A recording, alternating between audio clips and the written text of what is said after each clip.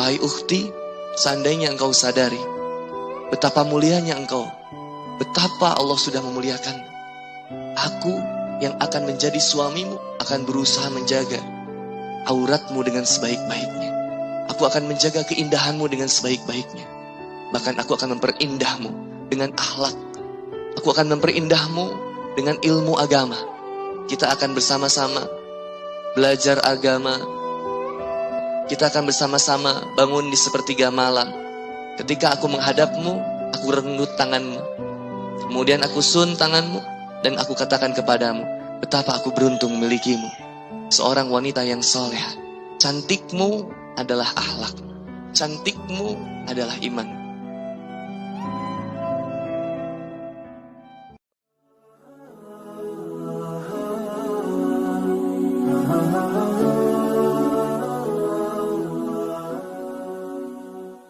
Kita laki-laki, the real man itu yang pertama, dia yang akan mengatakan kepada wanitanya, saya terima nikahnya. Yang kedua, the real man tidak pernah berusaha untuk menurunkan air mata luka dari seorang wanita. Dan the real man berusaha untuk melindungi wanita, memberikan kenyamanan kepada dirinya. Ar-rijalu qawwamuna 'alan nisa. Dia yang menjadi pelindung pertama bagi seorang wanita. Maka ketika sudah menikah seharusnya kita lebih romantis kepada istri kita. Kalau ada yang masih khawatir tentang jodoh, simple saja. Jodoh sudah ada yang ngatur. Kalau masih belum dapat jodoh, mungkin kita yang sulit diatur. Sama-sama yang maha pengatur. Kata pengatur sholat, kita susah sholatnya. Ayo bangun di sepertiga malam, kita malas di sepertiga malam. Ayo infak, kita malas infaknya. Kita mau sedekah, malas untuk sedekahnya. Maka ketika pengen jodoh, ditanya pengen jodoh yang kayak gimana? Cantik, kaya, soleha. Atuh hese mah. Urang ge hayang.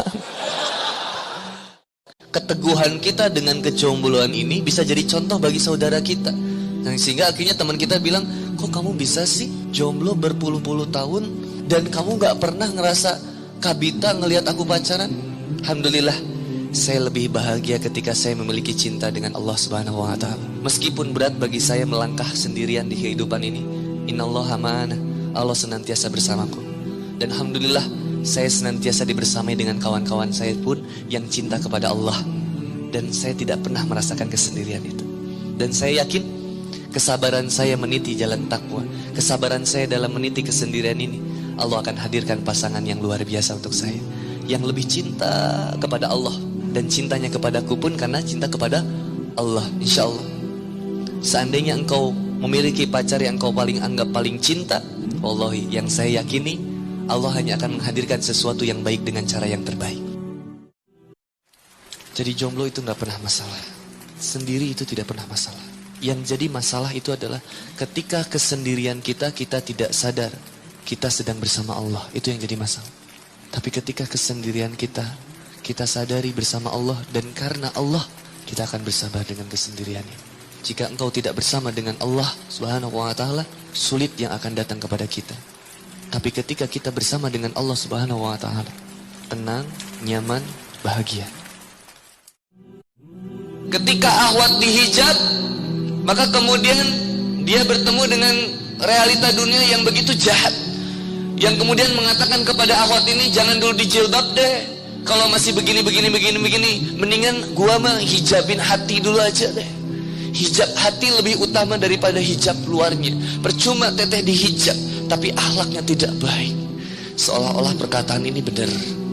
Wanita yang berbicara seperti itu tidak pernah bisa sampai di jilbab. Gak akan benar di jilbabnya. Dan teteh hari ini di jilbab, ketahuilah ini bukan karena soal suci, bukan karena soal alim, tapi kami sedang belajar untuk menuju taat.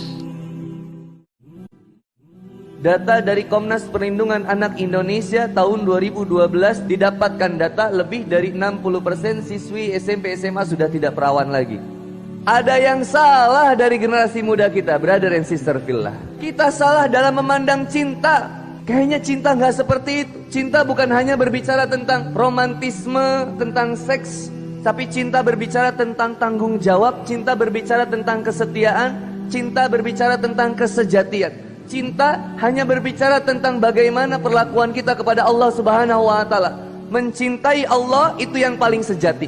Allah tidak menjadikan dalam diri manusia dua hati. Allah hanya menjadikan dalam diri manusia itu satu hati. Dan satu-satunya hati kita ini hanya diberikan kepada Allah Subhanahu wa taala.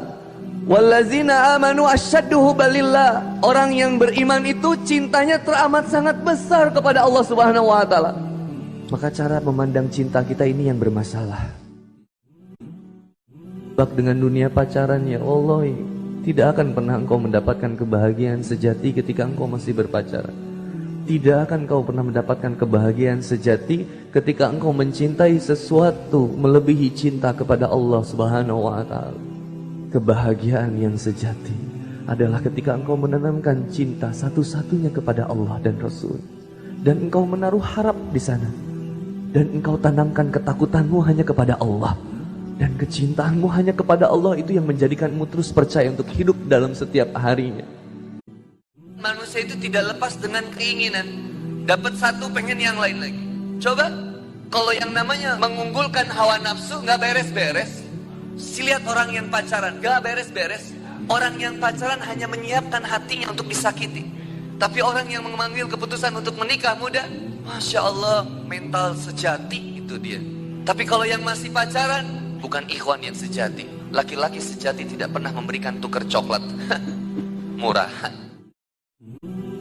Cinta yang namanya cinta pacaran itu adalah cinta penuh dengan nafsu yang sangat-sangat parah, luar biasa. Di mana letaknya urusan cinta?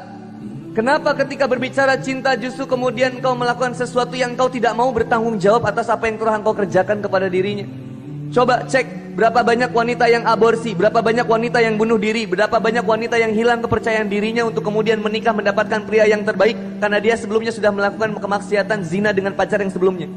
Yang selalu jadi korban wanita.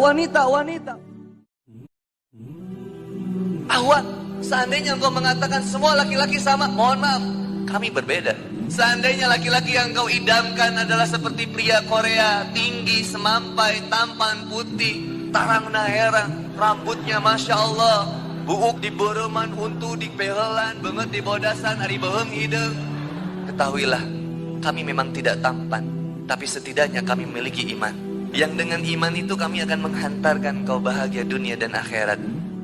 Ar-rijalu qawwamuna 'alan nisa. Laki-laki itu harus menjadi pelindung bagi wanita. Prinsip bagi seorang yang beriman, kami akan selalu melindungi, dan wanita itu aset berharga bagi diri kami. Karena kami tahu kelak akan lahir dari tubuh teteh anak yang soleh dan soleha. Kelak akan lahir dari teteh seorang hafizah, seorang mujahidah. Kelak lahir dari rahim teteh seorang anak yang membawa bagian bagi keluarga. Bukan hanya bagi keluarga, tapi dia akan membawa kejayaan bagi agamanya, insya Allah. Dari rahim-rahim orang yang beriman. Kami tidak memiliki rahim, kami laki-laki teh. Maka tugas kami menjaga wanita dengan semampu kami. Kami menganggap teteh sebagai saudara-saudari kami tercinta. Kalaupun kami tidak bisa mencintai teteh untuk kemudian membangun rumah tangga, setidaknya kami mencintai teteh sebagai keluarga besar umat Islam. Kami akan menjaga teteh untuk memastikan teteh tetap istiqomah di jalan Allah Subhanahu wa taala.